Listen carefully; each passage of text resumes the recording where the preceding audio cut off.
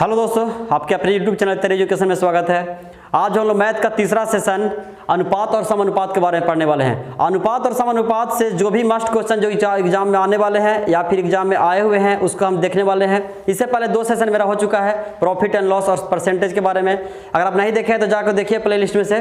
और तीसरा सेशन आज है अनुपात और समानुपात के बारे में। तो चलिए वीडियो को शुरू करते हैं। उसका पहला क्वेश्चन देखिए, यदि P और Q की आय का अनुपात 3:4 है और खर्च का अनुपात कितना है 2:3 है, यदि दोनों में प्रत्येक 6000 रुपये की बचत करते हैं तो P का आय ज्ञात करें।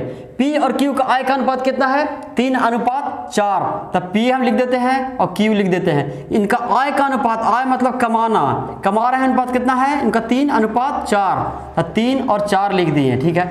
और बोल रहे हैं कि उनका खर्चा का अनुपात कितना है 2:3, तो खर्चा का अनुपात भी हम लोग लिख देते हैं। खर्चा का अनुपात कितना है 2:3। बोल रहा है कि दोनों जो है से 6,000 रुपये की बचत करते हैं, दोनों प्रत्येक 6,000 रुपये की बचत करते हैं। तो प्रत्येक 6,000 बचत 3 ही कमा रहे हैं और अगर 6,000 हम बोल दें कि बचत कर रहे होंगे तो 2 अनुपात जो है यहाँ खर्चा कर रहे होंगे। ये भी 4 रुपये इनका आय है और 6,000 रुपये की बचत कर देते हैं, यानी कि 6 रुपये में 6,000 इसको माइनस कर रहे हैं तो कितना ही खर्चा कर रहे हैं 3 अनुपात। अब देखिए ऐसा क्वेश्चन जब भी आ जाए तो आपको उतना लॉन्ग मेथड से बनाने की कोई जरूरत नहीं है। सिंपल देखिए, आपको यहाँ से गुना करना है, यहाँ सीधा तिरछा, तो 3 तिया 9 और यहाँ से यहाँ तिरछा करना है तो 4 दूना 8, तो 9 में से 8 घटाइए, 8 में से 9 घटाइए। माइनस वाला वैल्यू नहीं लेके चलना है, सिर्फ लेना है तो लेना पॉजिटिव लेना है, यानी कि 3 तिया 9 और 4 दूनी 8, तो 9 में से 8 गया तो कितना बचा 1 रेशो, बस 1 हो गया। ये अनुपात में मेरा आ जाएगा 1 अनुपात, ठीक है, 1 अनुपात बराबर। अब देखिए 3 में यहां से गुना कीजिए इधर, तो 6 में 3 से करें तो कितना हो जाएगा 6 तिया 18,000। अब यहां से करिए 6 दूनी कितना हो गया 12,000। तब एकरा में जैसे इस तरह से किए थे 4 दूना 8 और 3 तिया 9 दोनों को माइनस कर दिए थे, यहां पर भी उसी तरीका से करना है। 6 दूना 12 और 6 तिया 18, तो 18 में से 12 गया तो कितना बचा 6,000, यानी कि 1 अनुपात बराबर में इतना मेरा कितना आ गया 6,000 रुपया। अब बोल रहा है कि हमको P की आय निकालना है, तो P की आय कितना अनुपात था 3 अनुपात था, तो 6,000 में है हम 3 का गुना कर देंगे, तो 6,000 में 3 का गुना करें तो कितना हो गया 18,000 रुपया जो है से मेरा राइट आंसर इस क्वेश्चन का मेरे दोस्त।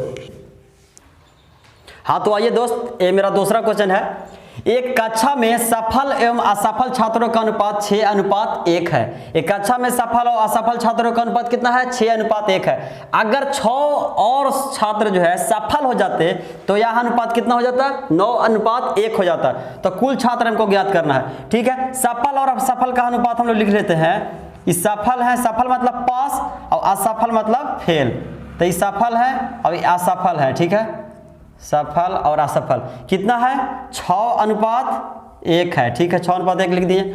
अगर 6 छात्र जो है और सफल हो जाते और बोल रहा है तो यह अनुपात कितना हो जाता है 9:1 हो जाता है। 9 कितना हो जा रहा है 1 अनुपात। तो क्या बोल रहा है कि अगर 6 छात्र जो है और सफल हो जाता तो ठीक है, अब इसको हम सफल कर देते हैं। 6 छात्रों को सफल वाला में जोड़ रहे हैं, सफल यानी कि ज्यादा जुड़ जाएगा तो 6 सफल हो जाता। लेकिन बोल रहा है कि 9:1 होता, तो अगर टोटल छात्र हमारा देखिए तो कितना था 6:7 रेशो है, तो उसका में से 6 और पास हो जा रहा है। तो पास कहां से होगा, फेलवे वाला से 6 पास होगा, तो यानी कि जो असफल 1 था इसको में से 6 कामेगा भी इधर।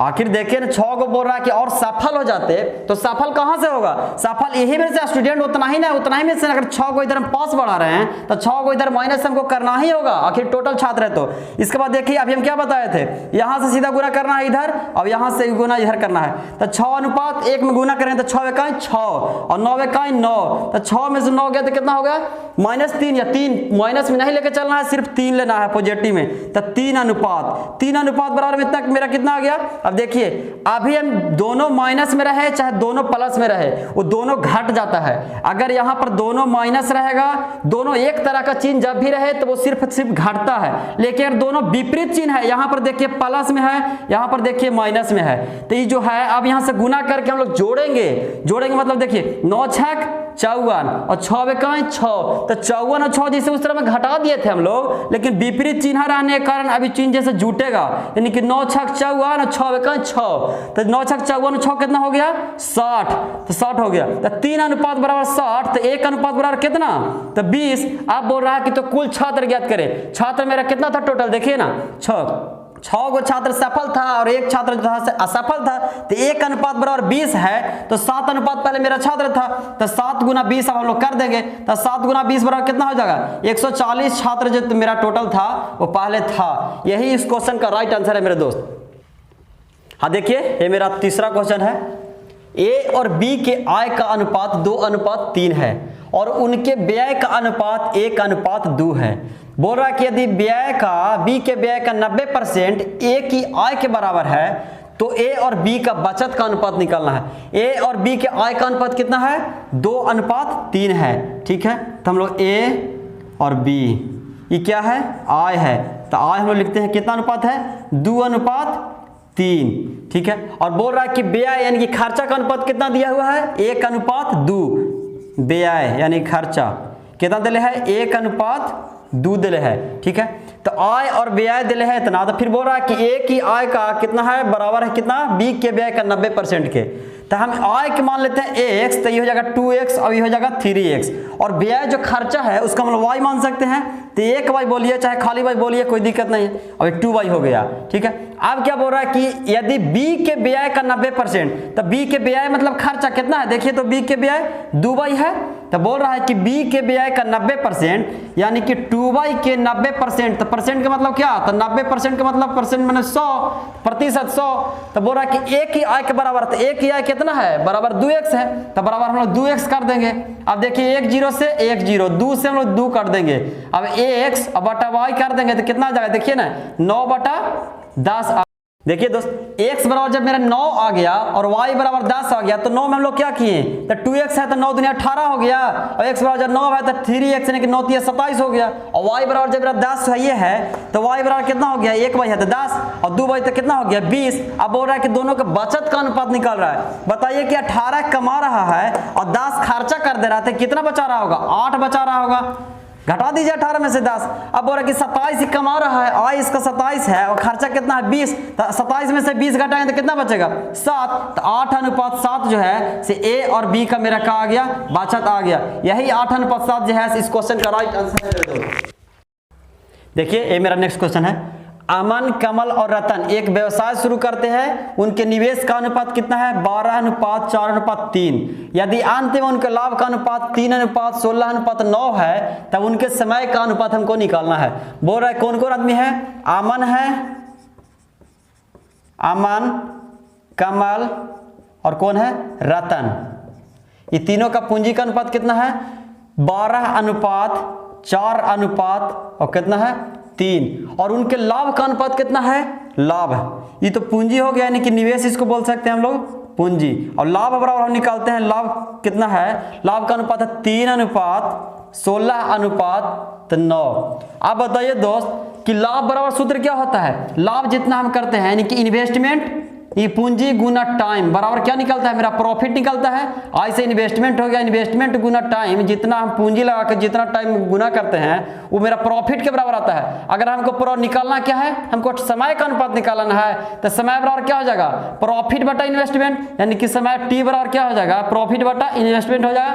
तो प्रॉफिट देखिए मेरा कितना हो रहा है लाभ, समय हमको निकालना है तो समय बराबर सूत्र हो जाता है लाभ बटा पूंजी, तो लाभ कितना मेरा है 3 है, तो 3 बटा पूंजी कितना है 12 है, तो 12। इसी के अनुसार इसका लाभ कितना है 16, इसका पूंजी कितना है 4, इसी के साथ इसका पूंजी लाभ कितना है 9 और इसका पूंजी कितना है 3। बस लाभ बटा पूंजी, लाभ बटा पूंजी, समय बराबर निकालना तो लाभ बटा पूंजी, लाभ बटा पूंजी यही कर देना है। अब देखिए इसको काटेंगे 3:12 के करेंगे तो 1 अनुपात कितना है 1/4, ये पूरा पूरी 4 बार में कटेगा, ये पूरा पूरी 3 बार। हाँ तो देखिए यहां से मेरा समय का अनुपात कितना आ गया 1:4, और यहां से कितना था खाली 4 था, तो 4 कुछ नहीं तो नीचे 1 हो जाएगा। ये कितना था 3 था, 3 कुछ नहीं तो नीचे 1 लिख देंगे। अब 4 का एलसीएम निकल जाएगा 4, तो एक बार में ये 4 बार में लगता है, तो 4 चौक कितना हो जाएगा 16, ये क्या बार में लगेगा 4 बार में, तो 4 तिहाई कितना हो जाएगा 12, यानी कि मेरा समय का अनुपात आ गया 1:16:12। इस क्वेश्चन का 1:16:12 जो है मेरा टाइम का सही अनुपात है। हाँ तो आइए 5वां क्वेश्चन है, यदि चयनित और अचयनित का अनुपात 2:1 है, यदि चयनित और अचयनित का अनुपात 2:1 है, यदि 50 ने कम आवेदन किया होता और 25 कम चयन होते तो चयनित और अचयनित का अनुपात कितना हो जाता? तो 9:4 हो जाता। तो बोल रहा कि तो कितने अभ्यर्थियों ने आवेदन किया था? चयनित और अचयनित का अनुपात कितना है? 4, 2:1 है। चयनित हम पहले लिख देते हैं चयनित और फिर इसके बाद लिखते हैं अचयनित। तो चयनित और अचयनित का अनुपात कितना है? 2:1 है, यानी कि टोटल मिला के देखा जाता 3 है। यदि 50 ने कम आवेदन दिया होता और बोला कि 25 कम चयन होते, 50 को बोला कि कम आवेदन कर रहा है, जितना मेरा स्टूडेंट टोटल था 2:1 यानी कि 3 पहले था, 50 को बोला कि आवेदन कम कर रहा है, 50 को तो फॉर्म नहीं भर रहा है, तो बोला कि 25 कम चयन होते। जो चयन जो पहले 2:1 में हो रहा था उसको से 25 कम होगा तो यानी कि 25 माइनस हो जाएगा कि नहीं हो जाएगा? माइनस हो जाएगा। बोल रहा कि यदि 50 ने कम आवेदन किया होता और जब 25 यहां से कम हो गया तो 50 को टोटल कम हो रहा था, तब 25 को यहां से कम हुआ है, तो 25 को यहां से भी कम होना चाहिए कि नहीं होना चाहिए? क्योंकि 50 कम फार्म ही भर रहे हैं, 25 बच्चे कम फार्म भर रहे हैं, तो 25 अगर चयन में से कम हो रहे हैं तो 25 इधर भी तो कम करना पड़ेगा, क्योंकि 50 हमको लाना है, 25 यहां हो गया तो 25 यहां हमको कमाना पड़ेगा। तो अनुपात कितना हो गया? 9:4 हो गया। तो 9:4 हम कर दीजिए। अभी हम क्या बताए थे? सीधा गुना कीजिए, 4 दूनी 8, 9 1 9, तो 9 में से 8 गया तो बचा कितना? 1। अब यहां से गुना कीजिए, 25 9 225 और 25 चौके 100, तो 225 में से 100 गया तो कितना बचा? 125, यानी कि 1 अनुपात बराबर मेरा कितना बचा? 125। अब तो देखिए क्या बताए थे अभी हम कि अगर यहाँ पर दोनों विपरीत चिन्ह रहेंगे तो जुटेंगे और एक तरह का चिन्ह रहेंगे तो हमेशा घटेगा। तो देखिए 9:9 में 1 से गुना है तो 9, 4 दूनी 8 तो 8, तो 9 में से 8 गया तो 1 अनुपात बराबर 25 9 225 और 25 चौके 100, तो 225 में से क्या चिन्ह है? एक जैसा चिन्ह है तो एक जैसा चिन्ह में घटता है, तो 225 में से 100 घट गया तो क्या बचा? 25 9 225 और 25 चौके 100, तो 225 में से 100 घटा तो बचा 125। 1 अनुपात बराबर आ गया कितना आ गया? 125। तो बोल रहा कि कितने अभ्यर्थियों ने आवेदन किया था? तो कितने स्टूडेंट थे? 2 चयन थे और 1 अचयनित थे, यानी कि टोटल स्टूडेंट कितना थे? 3 थे। तो 1 अनुपात बराबर 125, तो 3 अनुपात बराबर क्या होगा? 3 में गुना हम 125 से कर देंगे, यानी कि टोटल मेरा स्टूडेंट आ गया 375 स्टूडेंट शुरुआत में आवेदन किए थे। हाँ, तो आइए देखते हैं अगला क्वेश्चन। ABC एक व्यापार में 4:5:7 के अनुपात में निवेश करते हैं। C एक निष्क्रिय साझेदार है, अतः लाभ में उसका हिस्सा सक्रिय साझेदार से आधा होगा। जब ये निष्क्रिय साझेदार है C, तब बोल रहा कि 2 तो सक्रिय जरूर होगा, A और B। फिर बोल रहा है क्या आता है? यदि 36,000 रुपये का लाभ होता है टोटल और जिसका 25% व्यापार में पुनर्निवेश किया जाए तो B को कितना मिलेगा? कौन कौन है? A है, B है और एक C है। कितना अनुपात में उसका है? 4 है, 4:5:7 है। अब बोल रहा है कि 36,000 रुपये का टोटल लाभ हुआ है, 36,000 में 25% व्यापार में हम पुनः से फिक्स कर दिए, तो 25% फिक्स कर दिए, 36,000 में से 25% निकाल दीजिए। अगर 36,000 में से हम 25% निकाल देते हैं तो देखिए कितना निकलता है? 25% निकालेंगे तब 25 हो जाएगा कै बार में? 4 बार में। 4 से यहाँ काट दीजिए 9,000, तो 36,000 में से 9,000 में निकाल दिए तो कितना बचा? 27,000 जो बचा से मेरा जो है 27,000 तीनों बटेगा। लेकिन फिर बोल रहा है कि C जो है से व्यापार में निष्क्रिय साझेदार है, निष्क्रिय साझेदार है और उसका हिस्सा सक्रिय साझेदार से आधा होगा। तो आधा होगा तो यानी कि जो प्रॉफिट जो पूंजी लगाता है सो उसी के अनुपात में तो उसको प्रॉफिट मिलता है, यानी कि A 4 लगाया था तो इसको 4 मिलता, B 5 लगाया था तो इसको 5 मिलता, C 7 लगाया था तो इसको 7 मिलता। और बोल रहा है कि उसका हिस्सा जो है C के से आधा मिलेगा, यानी कि C 7 लगाया जरूर लेकिन इसको मिलेगा कितना? आधा। तो इसको आधा हम लोग कर देते हैं, तो आधा करें तो इसको नीचे कुछ नहीं, तो इसको नीचे कुछ, LCM निकाल दीजिए तीनों के, 5 के नीचे कुछ नहीं तो 1 देने से कोई फर्क नहीं पड़ता है। तो 2 का एलसीएम निकाल कितना हो जाएगा? 2, तो 4 दूनी कितना हो गया? ये 8, ये 2 बार मिलाया तो कितना हो गया? 5 दूनी 10, 1 अनुपात यानी कि 7। अब देख लीजिए कि A को कितना मिल रहा है? 8, B को कितना मिल रहा है? 10 और C को कितना मिल रहा है? 7। इनके टोटल देख लीजिए 10, 8, 18 और 7 25।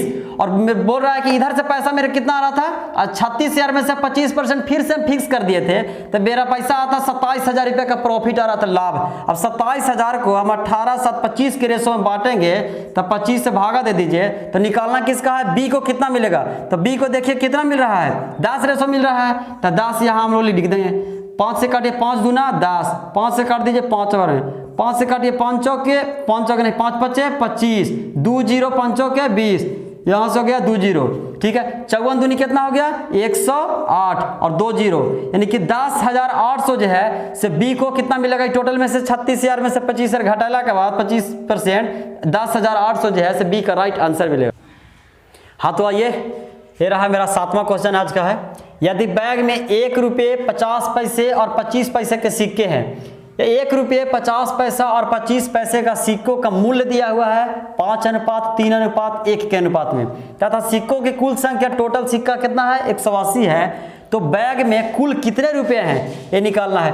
कितना रुपये का सिक्का है, पहला तो 1 रुपये का है, 1 रुपये है, यहाँ पर कितना है 50 पैसा है और यहाँ कितना है 25 पैसा है, 25 पैसा। ये कितना के अनुपात में है 5:3:1 के अनुपात में है। अब बोल रहा है कि सिक्कों की कुल संख्या कितना दिया हुआ है 180, तो बैग में कुल कितने रुपए हैं। अगर सिक्का का जब भी हमको सिक्का निकालना पड़े कि सिक्का कितना है, ये तो 1 रुपये का सिक्का है और कितना था, तो ये देख रहे हैं सिक्कों का मूल्य दिले है, सिक्कों की संख्या नहीं दिया हुआ है, सिक्कों का मूल्य है। सिक्कों का मूल्य कितना है 5, तो सिक्कों की कुछ संख्या जब हमारा निकालना रहे तो सिक्कों का संख्या क्या होगा, तो मूल्य बटा जितना का सिक्का है उतना लिखते हैं। तो मूल्य मेरा कितना है तो 5 और कितना के सिक्का में है तो 1 लिख देंगे। इसको में कितना है मूल्य सिक्कों का मूल्य तो 3, तो मूल्य बटा कितना के सिक्का है 50 पैसा के, तो 50 पैसा मतलब कितना आधा रुपया, आधा रुपया के 1/2 नहीं लिख सकते हैं हम लोग 1/2, तो वही 3 के जो है 3 में भागा हम लोग 1/2 से दे देंगे तो 2 यहाँ जाएगा। इसी प्रकार इसको में सिक्कों का मूल्य कितना है 1, और ये 25 पैसा है तो 25 पैसा मतलब कितना 4 आना, 4 आने की 25 पैसा के हम लोग 1/4 नहीं लिख सकते हैं। अगर 25 पैसा है इसको सिक्का में बदलना है तो 25/100 लिख देंगे तो 1/4 हो गया कि नहीं हो गया, तो वही 1/4 इसको हम भागा दे देंगे तो 1/4 जैसे 4 ऊपर चल जाएगा तो 4 हो गया। ये देखिए तो कितना हो गया 5, ये कितना हो गया 3 6 और 4 इकाई 4। ये देखिए सिक्कों का टोटल संख्या मेरा कितना दिया हुआ था पहले से 180, अब सिक्कों का हमारे संख्या कितना आ गया 6 5 11 11 4 कितना हो गया 15, तो 15 अनुपात बराबर कितना दिया हुआ था 180, तो 15 अनुपात बराबर देखिए मेरा दिया हुआ था 180, तो 1 अनुपात बराबर कितना आ जाएगा 1 अनुपात बराबर 12, तो 12 आ गया, तो 12 में इसके गुना कर देंगे तो 12 5 कितना हो गया 60, 12 में गुना करेंगे तो 12 को जैसे 12 में 5 से गुना करते हैं 12 5 60, 12 में 6 से गुना कर देंगे 1 अनुपात बराबर 12 में क्या है, तो 12 6 का कितना हो गया 72, अब 12 में 4 से यहाँ गुना कर देंगे तो कितना हो जाएगा 12 चौके 48। अब देखिए कि 1 रुपये वाला सिक्का अगर 60 गो है तो कितना हो जाएगा टोटल, तो 1 रुपये वाला सिक्का 60 गो यानी कि 60 रुपया।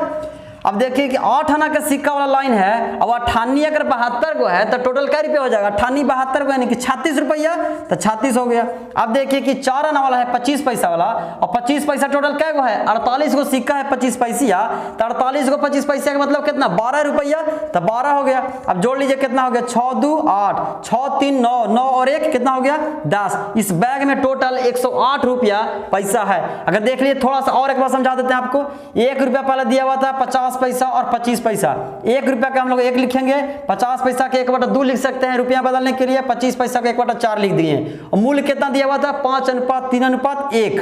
अब देखिए कि सिक्कों का संख्या बराबर क्या होता है मूल्य बटा जितना के पैसा है उतना, तो मूल्य कितना था 5, अब 1 रुपया कहते हैं 1, ये कितना मूल्य था 3, और कितना का सिक्का था 98 कहते हैं 1/2 से भागा दे दिए, ये कितना था मूल्य इसको 1, ये कितना इसका दाम है तो 1/4 यानी कि 25 पैसा था तो 1/4 से कर दिए। अब कितना अनुपात है 5 6 4 यानी कि 6 5 11 4 15 अनुपात बराबर मेरा दिया हुआ था कि 180 को सिक्का है, तो 1 अनुपात बराबर आ गया 12, अब 12 में गुना कर दिए तो 12 5 60 12 6 72 और 12 चौक 48, 1 रुपया 60 को सिक्का है यानी कि 60 रुपया, 98 जो है 72 को सिक्का है यानी कि 36 रुपया, और 25 पैसा वाला 48 को सिक्का है यानी कि 12 रुपया। अब तीनों को जोड़ देते हैं तो 108 रुपया जो है इस क्वेश्चन का मेरा राइट आंसर होगा मेरे दोस्त।